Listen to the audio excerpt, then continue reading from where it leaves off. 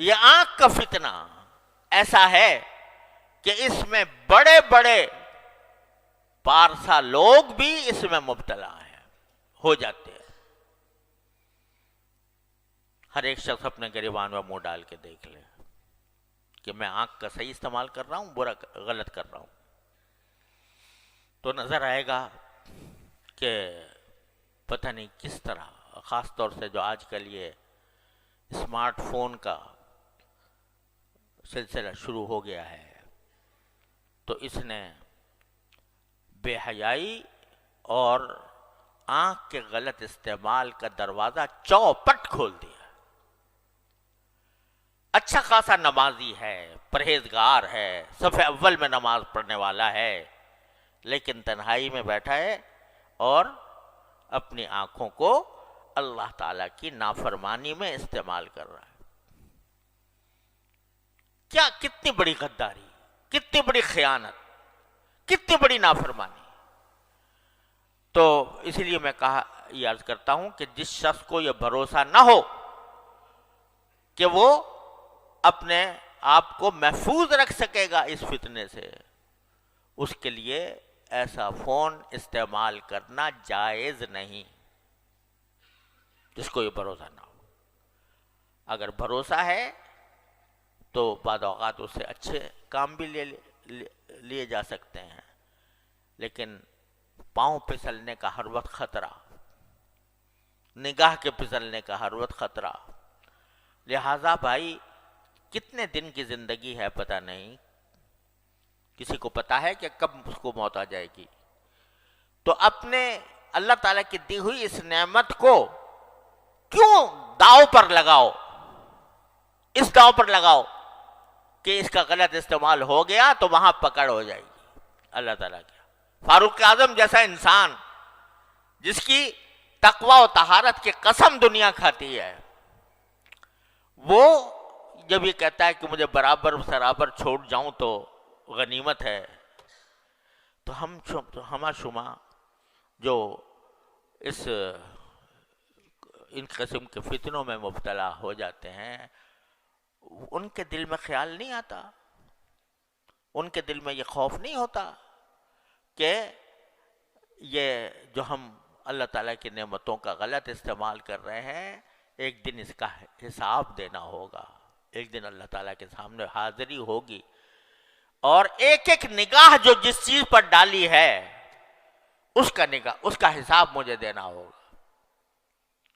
تو اللہ تبارک و تعالیٰ اپنے فضل اور بھائی دیکھو، یہی وہ چیز ہے کہ جو انسان سے محنت، مشقت اور اپنے نفس پر زبردستی چاہتی ہے،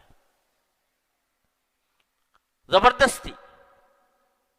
بہت عرصے تک میں بیان کرتا رہا ہوں، یا ایھا الذین آمنوا اتقوا اللہ وجاہدوا فی سبیلہ، کہ تقوی کا راستہ یہ ہے کہ اللہ کے راستے میں محنت کرو۔ کیا محنت کرو؟ کہ نفس کسی طرف بلا رہا ہے، مچل رہا ہے، گناہ کی خواہش دل میں پیدا ہو رہی ہے، اور تم اس خواہش کو زبردستی کر کے دباؤ، یہ ہے مجاہدہ۔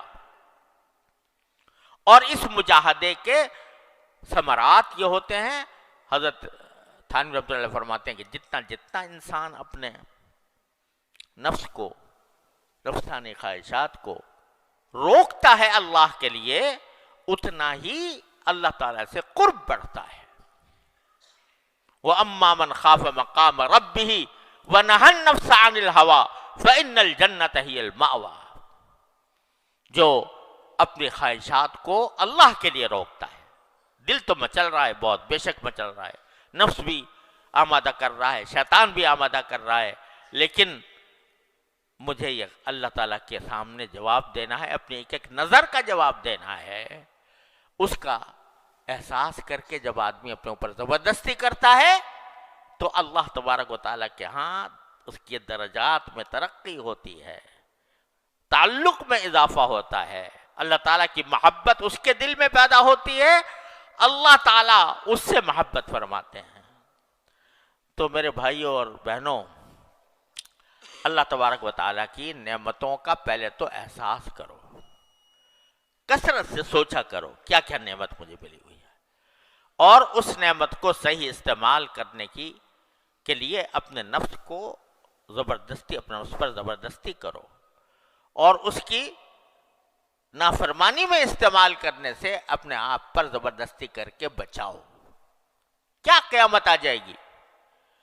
ایک تو تنہائی کے اندر بیٹھے ہوئے دیکھ رہے ہو کچھ، اگر فرض کرو سمجھو کہ اس وقت تمہارا کوئی باپ آ جائے، تمہاری ماں آ جائے، تمہاری بہن آ جائے، تمہاری استاد آ جائے،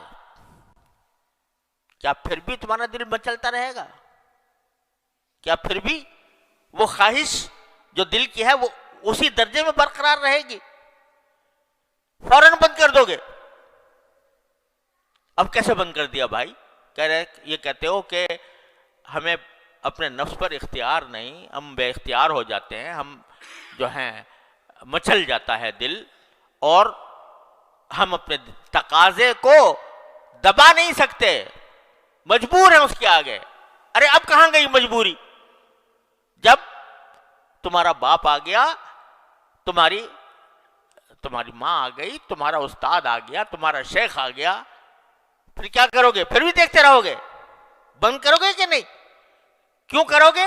اس واسطے کہ طاقت تھی تمہارے اندر بند کرنے کی، اختیار تھا تمہارے اندر بند کرنے کا، احساس ہو گیا کہ میں بدنام ہو جاؤں گا، احساس ہو گیا کہ مجھے سزا ملے گی۔ ارے وہ جو ہر وقت تمہیں دیکھ رہا ہے اس کی پرواہ نہیں، اور اگر اس کی پرواہ ہے تو پھر اسی طرح بند کرو جیسا کہ اپنے باپ، بھائی، استاد اور بڑے کے سامنے بند کرتے ہیں۔ تو اپنے نفس پر یہ زبردستی کرنی ہوگی، اور اسی زبردستی کے ذریعے تم اللہ تعالیٰ تک پہنچو گے۔ یا ایھا الذین آمنوا اتقوا اللہ وجاہدوا فی سبیلہ لعلکم تفلحون۔ فلاح اسی طرح حاصل ہوگی جب اپنے اوپر زبردستی کرو گے، اللہ تعالیٰ کے احکام کی اطاعت کر کے بھی اور نافرمانی سے بچ کر بھی۔